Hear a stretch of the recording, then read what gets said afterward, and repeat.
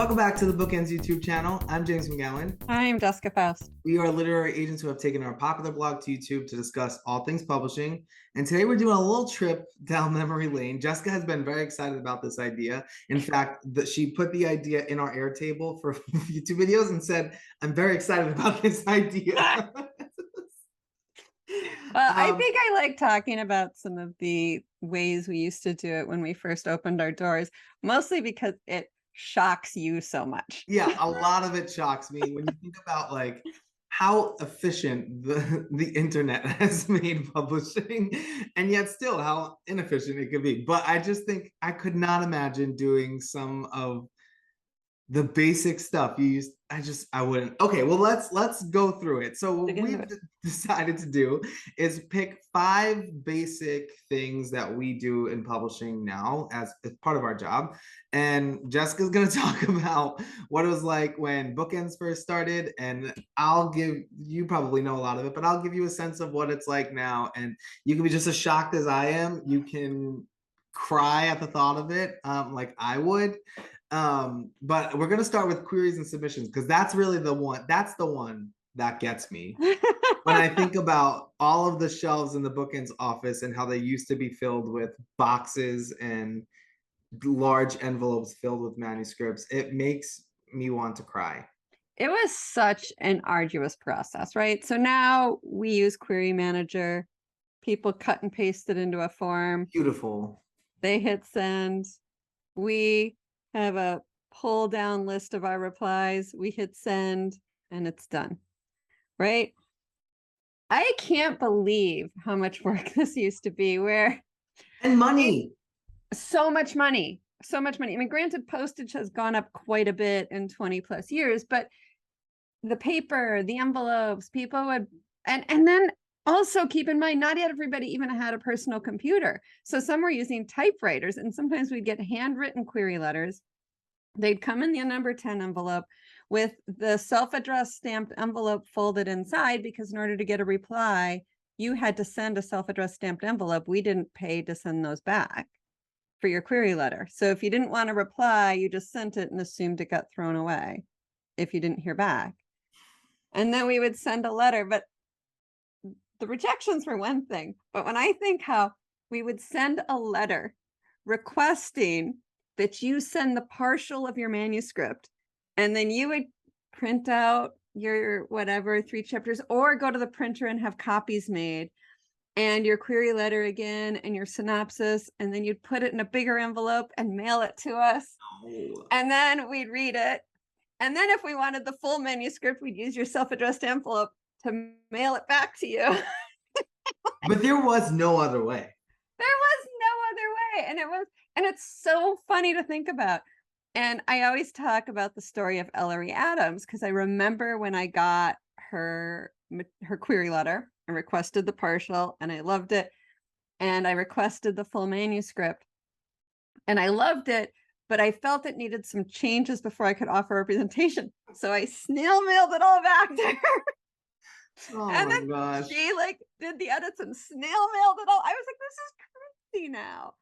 And then I remember when BookEnds decided that we were going to start accepting email queries. And I would go to conferences and tell other agents this, and they were like, oh, you're crazy. How can you possibly manage that in email? Like, they were just appalled and I would say, oh no, we don't even accept paper anymore. We only accept email now. Is just like they could not believe how crazy we were. So this was a long time ago, obviously, but how much would you get a month? It wasn't nearly what we get now. Yeah. It wasn't nearly. I mean, with the acceptance, well, with opening up of the internet, where information became more readily available, because also keep in mind, the only way authors could find out information was a book. Yeah, the book. A book. So as the irony of publishing a book so that people can find out who they need to go to publish a book. And keep in mind that, you know, we all know that a book's publication schedule is about a year. So by the time the book actually reached the public, it was the information that the agents had put in it was already a year old. And it didn't contain. Stresses me out. And it didn't contain all agencies either. It So was then did kind of, you have to pay to be in that book or no? no, thank goodness. Um, but But the person who put that book together must have hated their job. it was actually Jeff Herman, who's a literary agent. Well, there were two of them. There are a few different ones, but the really good one was done by Jeff Herman, who is a literary agent who had done his for years. And he would send out a whole form to agents, and we would send the form filled out back. I remember when I first I feel started. so old. Hey, it was your idea to do this video. I remember when I first started, we would still get snail mail queries. It was what, when I was interning and when I was just starting as the assistant, so 7-ish, Yeah. 8-ish years ago, or 2015. So whatever math that is, we would get the letters still, and there was my job to fold it up and put it in their envelope and mail it back out. And we were still, at that time, we were still getting maybe like 15 to 20 of them a month. Yeah. Yeah, we would probably get like maybe, I guess I don't remember, maybe 100 a month. And then I always tried to keep my requested material within 3 months. So I had 3 shelves, and I would put 1 month at a time, and Oh my God. I would put a little post-it which month it was, and I would just try to read At least you had a through. system. I did have a system. And then sometimes people would send a big enough self-addressed stamped envelopes for us to send the whole thing back, which was crazy, the amount of money. And like, we're spilling coffee on it. Like, they weren't in great shape. And then other times they would just send, so my recycling was huge. And then I remember authors asking like, well, do you shred the manuscript? You've got to be kidding. Oh yeah, it's gonna get stolen. But the post office must have They freaking hated loved us. you. They actually hated us. The mailman hated us because of the amount of mail we would get. And then also have to send out, because when we submitted, so let's move on to our submission I was just gonna say, process. yeah, how did you do that? We would have to, so now a lot of us will pitch the book via email first and wait for the editor to request the material and send it. And it can be a little tedious, or we call them. I don't think most agents call anymore. I think some like to claim they do, Yeah, but I they think it's don't. mostly email. And editors, first of all, you can never get a hold of anybody. No, especially with work from home now too. It's particularly difficult. But even before then, they worked in open space offices, so they had to get time to get a phone. So you couldn't just like, oh, I'm gonna make an appointment to pitch you a book. That didn't make any sense. No. Anyway, so we would buy these manuscript boxes, literally manuscript boxes, so we could put the whole manuscript in the letter, in the box, in the envelope, and we'd have to put the box in the envelope because we couldn't just put the label on the box.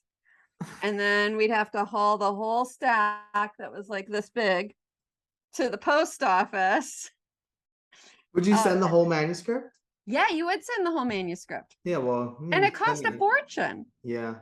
It cost a fortune, and we would have to charge that back to the author because there's no way we'd ever dig out. Right.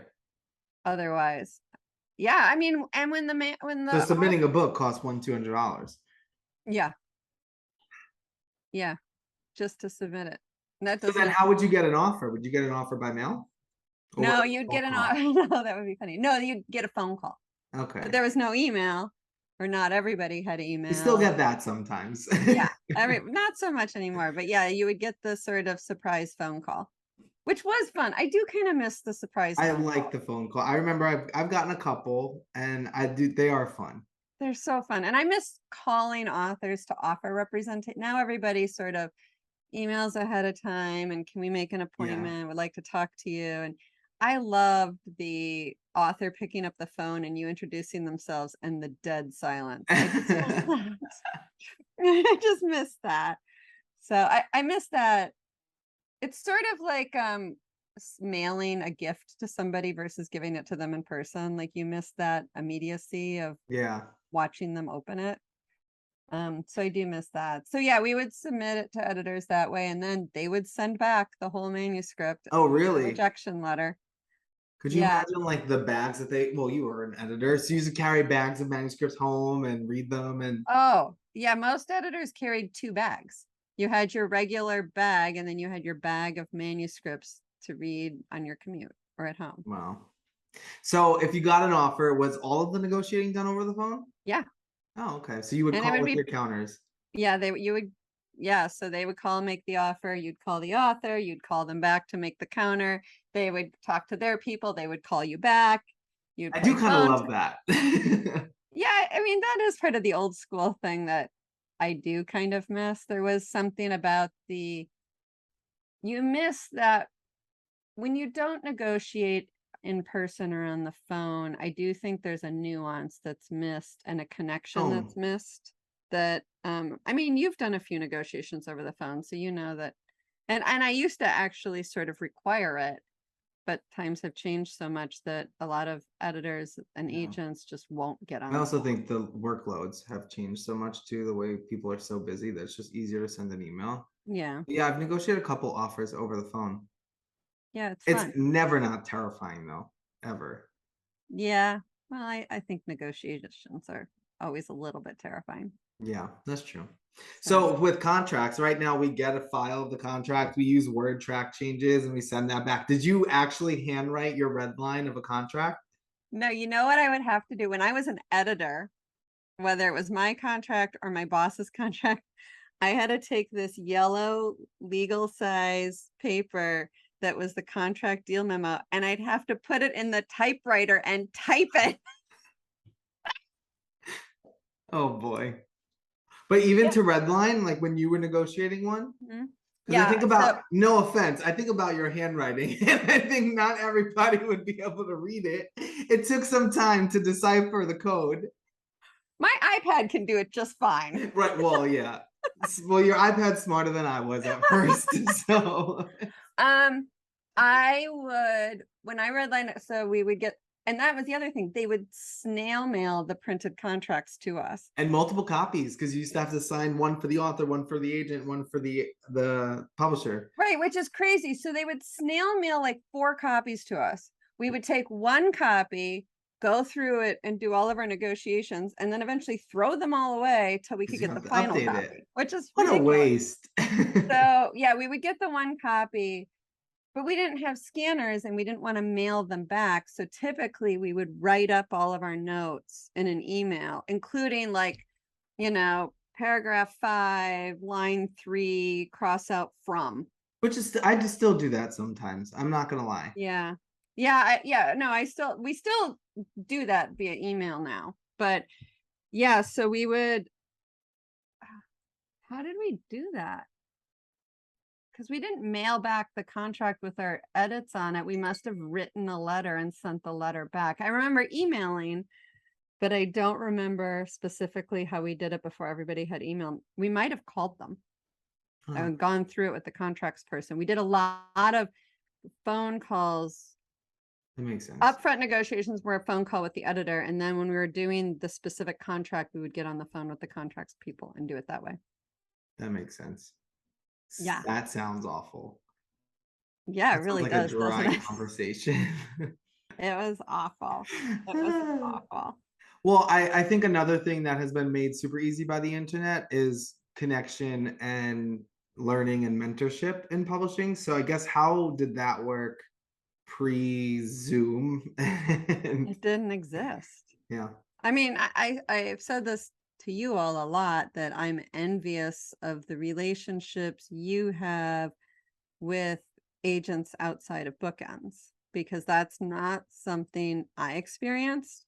And there were organizations and groups of people who tried to do things. And I remember going to like somebody's apartment after work one day, but it wasn't the same thing, because you didn't sort of build that connection to just reach out to them whenever you needed them, because there was really no way to do it, I guess, unless you called. So I think that with Zoom and Slack and all of these other things, there's so many better ways, even Twitter, to build connections with people. What are you laughing at? I'm just laughing because I mean, you remember me being in the office and how neurotic I was about the books. Could you imagine me with the mail and the files and the boxes of books I would be going nuts. Yeah. Yeah. Oh, just the piles of. And the other thing is the submissions were always in your face, right? Because you'd be sitting at your computer and you'd look at the shelf and they would just be piling, like Overpiled, physically. yeah. Yeah, I've told this story before, but I remember one of my bosses at Berkeley on a Friday, summer Friday morning, pulling her assistant into her office, and she literally had a whole wall of submissions that she'd gotten from agents. And she said anything that's 2 years old or more, we're just going to throw out. Well, that's what I was going to ask. What were response times like? Were you They're more just likely to get a response? they were just as bad as they are now, I think. I remember fielding calls from agents all the time because it had to be calls. Yeah. Have they read such and such? I sent such and such. Have they read it yet? Have they read such and such? And there were definitely, yeah. And I think sometimes responses just didn't happen because you had to, but I remember getting even behind my desk, my boss would bring out stacks and say, reject all this. But because I had to type a letter and mail it back, it took me a lot longer to send those back. So I think in some ways it hasn't changed. Yeah. And I also think too that even if internet does make it easier, it makes it easier in the other direction too. So it makes it easier to get them and to get more. So the volume of, like you mentioned before, you didn't get nearly as many as you do now. The volume of submissions that we get, I mean, sometimes 600, 700, 800 a month. And then the amount of agents, right? Like I think the accessibility of the industry, I mean, we still have a lot to work on, but I think the accessibility of the industry, the internet making people work from everywhere, there are more agents now too, which means the editors have more incoming. So yeah. Oh, totally. The other thing is I think the books are better. yeah. I think that the internet and the availability of knowledge about publishing and writing and what it takes means that I'm getting that many more submissions, I'm getting that many more queries, but I think the overall quality has improved greatly. People get it. I mean, I used to get, oh, and the best part is you know how we will sometimes talk about authors who rant back at us on queries. The truth is, weirdly, in snail mail days, it happened more.